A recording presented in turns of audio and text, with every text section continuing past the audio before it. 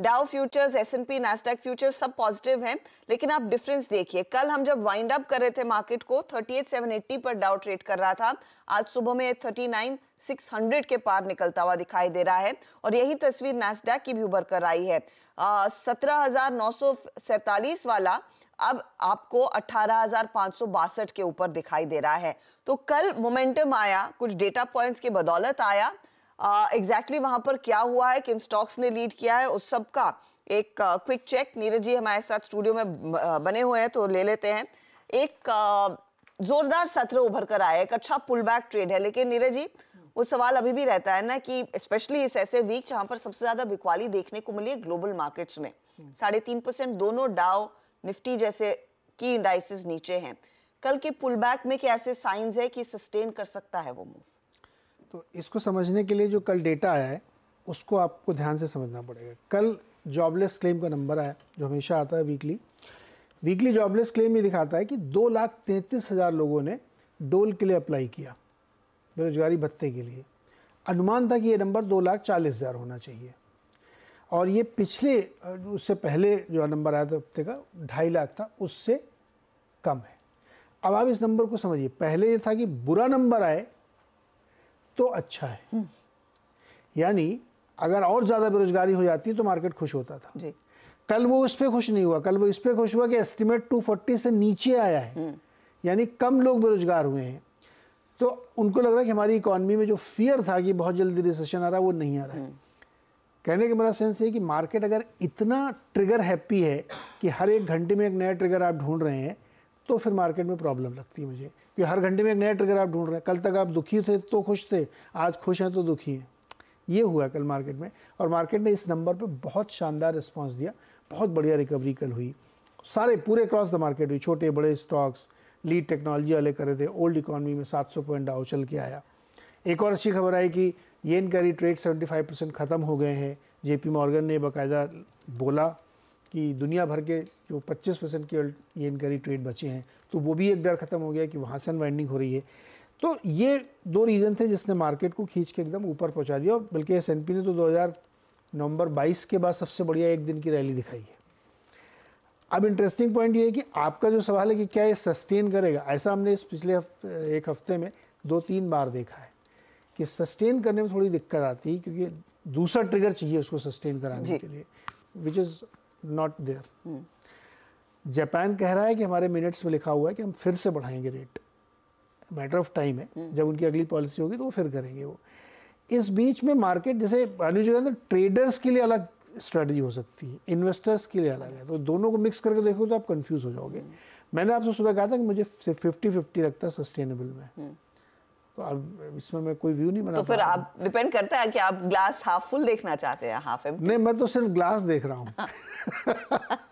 अब मैं दिन के दौरान देखूंगा कि सस्टेन होता ही नहीं होता, लेकिन ट्रिगर हैप्पी है तो छोटा सा ट्रिगर था तो मार्केट रन कर गया। लेकिन अच्छा ट्रिगर था। Positive triggers are always welcome. वैसे हम सब जानते हैं कि ये बहुत ही पेनफुल हफ्ता रहा। फाइनली फ्राइडे आ चुका है। आपको याद होगा सोमवार का वो सत्र जहां पर एक सिरे से बिकवाली बढ़ी। हम ऑफ कोर्स वो एक ब्लैक मंडे साबित हुआ था, उससे कुछ रिकवर हुए हैं। लेकिन आपको ये डेटा पॉइंट दिखाई दे रहा है पिछले थर्सडे से। थर्सडे ओके सेशन था, उसके बाद फ्राइडे में वो सेल साइड की पोजीशंस आना शुरू हुई, मंडे को वो और डीपन हुई, ट्यूसडे तक मामला तभी भी दबाव वाला था, थर्सडे को एक पुल बैक ट्रेड और कल वेंसडे को एक पुल बैक ट्रेड और कल थर्सडे को हल्की सी मुनाफा वसूली जरूर देखने को मिली। लेकिन सवाल है ये फ्राइडे, फिर हम ये जो एक हल्की सी तेजी आई थी वेंसडे को उसी को एम्यूलेट करेंगे या नहीं?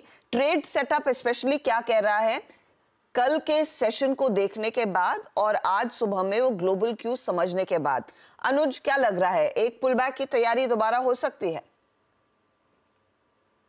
बिल्कुल, 250 पॉइंट तो खैर गिफ्ट निफ्टी ऊपर है आज तक। और देखिए, ऑप्टिमिस्टिक कहेगा कि ग्लास हाफ फुल, पेसिमिस्टिक कहेगा glass half empty, opportunistic juice डालेगा ग्लास में और पी जाएगा। मैं जूस यूज कर रहा हूँ, आप कोई और भी उसमें चाहे तो अजम्पशन कर सकते हैं। लेकिन अब देखिए, ट्रेड सेटअप की जहां तक बात है, ट्रेड सेटअप में एक चीज तो बहुत क्लियर है, इस मार्केट में एफआई सेल कर रहे हैं, हमको सबको पता है। लेकिन एफआई की सेलिंग की जो इंटेंसिटी है ना वो हर रोज दिन ब दिन कम हुई है। आप मंडे को देखिए, मंडे को 10,000 करोड़ की सेलिंग थी, आई थिंक अगले दिन 5-6 हजार करोड़ की सेलिंग थी, उसके बाद हमने 3,000 करोड़ की सेलिंग देखी थी, कल 2,500 करोड़ की सेलिंग थी। कल मार्केट क्यों बंद नीचे हुआ कि कल फॉर सम रीजन, अब मुझे पता नहीं क्या था वो रीजन, फॉर सम रीजन कल डीआईआईज ने उतना कॉम्पेंसेट नहीं किया जितना डीआईआईज रोज करते आए हैं एफआई की सेलिंग का। कल डीआईआईज ने सिर्फ 500 करोड़ खरीदा जबकि एफआईआईज ने 2,600 करोड़ बेचा, तो जो डिफरेंशियल है उसकी वजह से मार्केट गिरा। और उसमें भी आप एक चीज नोटिस करेंगे कि मेनली कल आईटी स्टॉक्स गिरे थे, x of IT stocks market ठीक ठाक था, कल खराब नहीं था मार्केट। बैंक निफ्टी तो ग्रीन में बंद हुआ था, मिड कैप में भी ठीक है, इंडेक्स भले नीचे बंद हुआ लेकिन ब्रेड कोई इतनी खराब नहीं थी, तो सेटअप ठीक है। आप देखिए इंडेक्स फ्यूचर्स में, अच्छा और एक चीज हमेशा मैं कहता हूं, अगर एफआईएस की कैश में सेलिंग हो, इंडेक्स फ्यूचर में सेलिंग हो और स्टॉक फ्यूचर में सेलिंग हो तो अगले दिन ताबड़तोड़ रैली आती है। और इंडेक्स फ्यूचर्स में 2,900 करोड़ बिके और स्टॉक फ्यूचर्स में 10,000 करोड़ की सेलिंग हुई है। 10,000 करोड़ की सेलिंग स्टॉक फ्यूचर्स में हुई है, मतलब आज स्टॉक फ्यूचर्स में अच्छी खासी शॉर्ट कवरिंग होगी क्योंकि बड़ा गैप अप मिल रहा है आपको। With in index futures Nifty में ज्यादा सेलिंग हुई, कल वो विजिबल था स्क्रीन पर क्योंकि कल निफ्टी ज्यादा वीक था कंपेयर टू बैंक निफ्टी और उसका एक बड़ा कंपोनेंट निफ्टी आईटी। और पिछले 4-5 दिन का ट्रेंड आ जाएगा आपकी स्क्रीन पर, लगातार सेलिंग हो रही है। कल भी 32,000 लॉन्ग काटे एफआईआईज ने और 17,000 शॉर्ट्स ऐड करे सिस्टम में। जब भी सिस्टम में शॉर्ट्स ऐड होते हैं वो हमेशा मार्केट को रैली करने का एक मौका प्रोवाइड करते हैं। आप देखिए 51% लॉन्ग पर हैं हम और सिर्फ 15,000 लॉन्ग रह गए सिस्टम में, जो एक टाइम पे 4 लाख था। इंडिया विक्स थोड़ा सा ऊपर आया है, पुट कॉल रेशियो भी कोई बहुत ज्यादा ओवरबॉट जोन में नहीं है, 1.04 पर है वर्सेस 0.88। मुझे लग रहा है कि इसमें स्कोप है थोड़ा और ऊपर आने का। हाँ, बैन का एक मामला है जो मुझे थोड़ा सा तंग कर रहा है। बैन में एक और स्टॉक कल ऐड हो गया, अब 11 स्टॉक हो गए, पीएनबी ऐड हो गया, लेकिन सेटअप जो है आज था वो आज pure and pure short covering है। मुझे लग रहा है आज बड़ी वाली शॉर्ट कवरिंग आएगी मार्केट में। हाँ, बस एक चीज है, इस मार्केट में आप चेज मत करिए। आपको इस मार्केट में, जैसा मैं आई थिंक 2-3 दिन से एक व्यू ले रहा हूं, पोजिशनली लॉन्ग रहना होगा इस मार्केट में और एक स्टॉप लॉस लगाना होगा सिस्टम में, वो 23,894 के आसपास का डीप है स्टॉप लॉस। लेकिन देखिए क्या होता है, स्पेशली आज के कैपिटल के बाद और ज्यादा डीप हो जाएगा, लेकिन क्या होता है अगर आप बड़े रिवॉर्ड के लिए प्ले कर रहे हैं जैसे 25,500 या 26,000 के लिए, तो उतना तो आपको स्टॉप लॉस लगाना होगा। लेकिन मेरा व्यू अभी भी यही है जो मैं 2-3 दिन से ले रहा हूं, वो कम गिरेंगे ज्यादा चलेंगे, एक तो वो, और दूसरा ये कि पोजिशनली लॉन्ग रहना है इस मार्केट में विद व्यू कि अगस्त में आप ऑल टाइम हाई हिट करेंगे। और ये मैं व्यू अपना इसलिए नहीं कह रहा हूं कि आज गिफ्ट निफ्टी 250 पॉइंट ऊपर है, ये व्यू मेरा कल भी था। ये इनफैक्ट यहाँ से पुलबैक की शायद उम्मीद बढ़ती हुई दिखाई दे रही, खासतौर से आज के ताजा ग्लोबल क्यूज के मद्देनजर। लेकिन अनुज, फिर निफ्टी के लिए खास तौर से कंसिडरिंग थोड़ा सा कॉन्फिडेंस लौटा है, किन लेवल्स पर आपको लग रहा है आज वो इंपॉर्टेंट ट्रेड बैठता हुआ दिखाई देगा? क्योंकि कल भी हमने अटेम्प्ट किया था ऊपर की तरफ 24,300 और फिर 24,080 lower end of the trade था। क्या इस रेंज को ब्रेक करके हम 400 की तरफ जा सकते हैं? देखिए अर्चना, बिल्कुल बहुत सही सवाल है आपका। एक तो है व्यू और एक है मार्केट का रिएक्शन। मेरा मानना यह है कि आज मार्केट का एक ऐसा टेस्ट है जिसमें अगर मार्केट पास हो गया तो फिर उसके बाद मार्केट नहीं रुकेगा, लेकिन आज का अगर टेस्ट फेल हुआ तो फिर एक स्टेप आपको बैक लेना पड़ेगा। पहला रेजिस्टेंस 24,300 से 24,350 जहां कल के हाईस प्लेस्ड हैं, जहां मंडे से हम कोलैप्स होना शुरू हुए थे, लेकिन ये वो जोन है जहां पर मुझे लग रहा है कि मार्केट इसके ऊपर खुलने वाला है। तो इसके लिए अगला जो जोन है वो ज्यादा जरूरी है। 24,400 से 24,500 का जोन है वो। 20 डे एक्सपोनेंशियल मूविंग एवरेज 24,421 पर प्लेस्ड है और ऑप्शन जोन भी है। एक चीज मैं 3-4 दिन से कह रहा हूं कि अगर 24,400 के ऊपर निकल गए आप और 24,400 के ऊपर टिक गए आप तो फिर सीधा वन वे मूव आएगा 24,800 वाला। कल भी ये बात हुई थी, आज भी ये बात मैं कहूंगा। तो इसके लिए इस लेवल पर ध्यान रखें। सपोर्ट कहां मिलेगा? ऑब्वियसली क्योंकि बड़ा गैप अप है, उसके बाद सपोर्ट 24,080 से 24,185 जो लास्ट 2 दिन का लो है, और उसके बाद बड़ा सपोर्ट 23,894 से 23,960 जो पैनिक लो था मंडे और ट्यूसडे का। पोजिशनली आप लॉन्ग रहिए इस मार्केट में और हर डिप पर ऐड करिए 23,894 के स्टॉप लॉस के साथ। अब इंट्राडे में क्या करना है, ये बहुत बड़ा सवाल है। देखिए इंट्राडे में 2 तरीके हैं आपके पास।